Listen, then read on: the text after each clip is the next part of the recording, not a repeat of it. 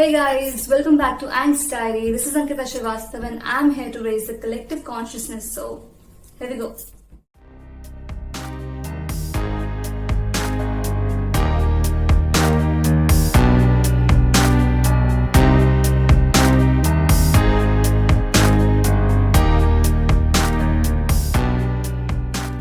So this video will cover 4 major topics like what are mind monsters, what causes mind monsters, what are the 3 levels of subconscious awakening, and how karmic debts can really be a biggest blockage in this awakening process.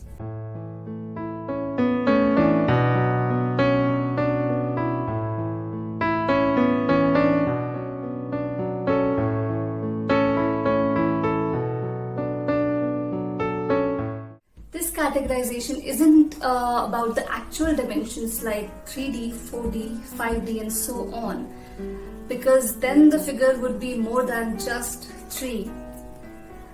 The categorization that I'm going to be discussing in the video is more about the subconscious paradigms.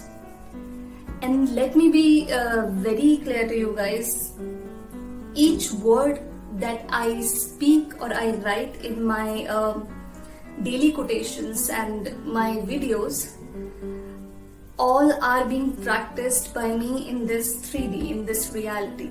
None of it had ever been in the air.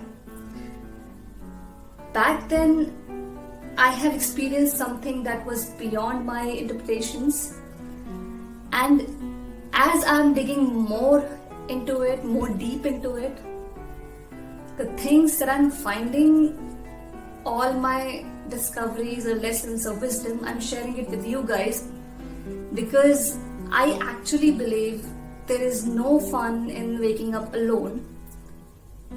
So let's wake up together. So before I begin the actual topic of discussion, let me clear it out. Like, it's not carved on stone that there are only 3 levels of subconscious awakening. But following my personal experiences, I tried my best to sum it all up into 3 specific levels of the subconscious awakening. So let's begin with the very first level, the lowest one, that I call it as a mental hell. And in this headspace, everything acts like a trigger and the outer world has full access over your inner world. It is the most vulnerable state of the psyche where you actually feel like you're standing bare body against the whole world. And this mental state keeps you hostage for the longest. It practically stores all the bad events of life and corrupts the most happiest ones.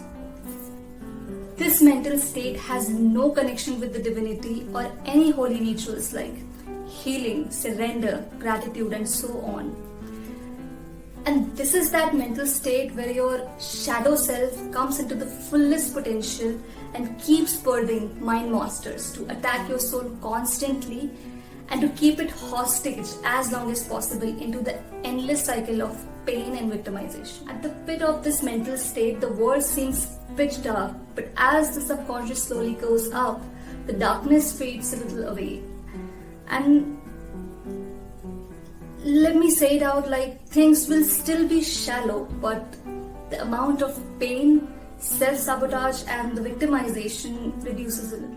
And then the psyche enters into the middle level of the subconscious awakening, which I call it as a nowhere land. Well, a nowhere land is that headspace where the subconscious is half slept, half awakened, hasn't fully gotten rid of the shadow self, neither fully embraced the higher self, lies somewhere in the middle.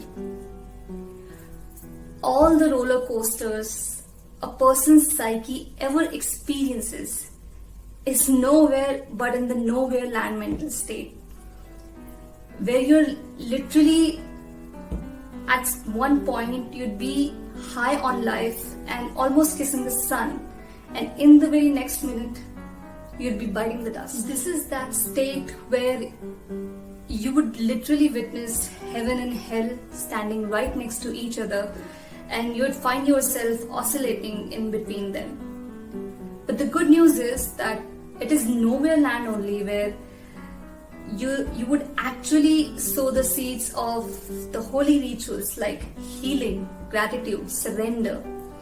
You regain the long lost connection with the divine source, and slowly and steadily your subconscious grow in the direction to meet its higher self.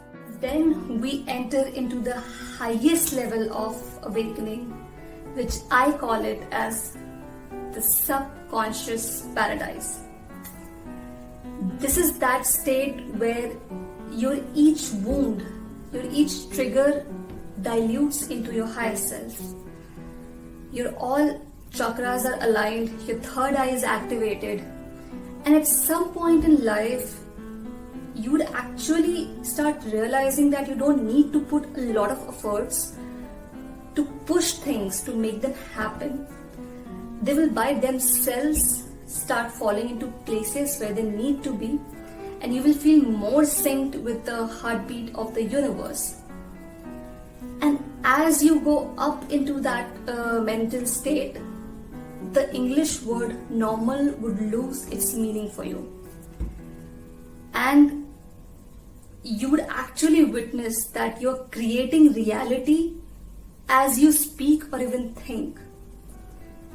You will realize that your thoughts, your words actually start carrying life with them. This is that mental state where your loneliness transforms into solitude, and you slowly start realizing that you were never alone on this journey of awakening. You also start witnessing the presence of the divine source all around you in the form of signs and synchronicities. And the best realization that you go through while being into this mental state is that you actually stop looking for the God outside of you, and you strongly feel that whatever breathes within you is nothing but a sleeping God that is ready to be awakened.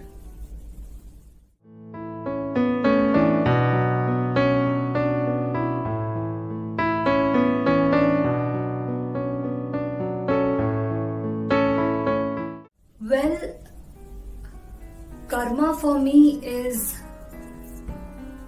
nothing but a cosmic bank where you get interest on what you originally put in first from your end. Or should I say a cosmic farm where you reap exactly what you sowed. For example, if you sowed victim mindset, then you would reap lack in almost all corners in life, for like physically, mentally, emotionally, financially. And if you sow abundance mindset, then you would reap amplified abundance in all areas of life. But what happens if you knowingly or unknowingly involve other people's karma into your own karmic cycles? And by that, what I mean is involving somebody's energy, time, and resources. Well, in that case, two people, whether they are willing or not, get tied into a karmic bond until and unless it retains the equilibrium, the cosmic equilibrium that had existed before the bond was made. So is it good? Is it bad? It depends on what kind of karma two people are exchanging with each other. If the foundation of the bond has harmony and mutual gratification, then this bond would become everything that you have ever wished for.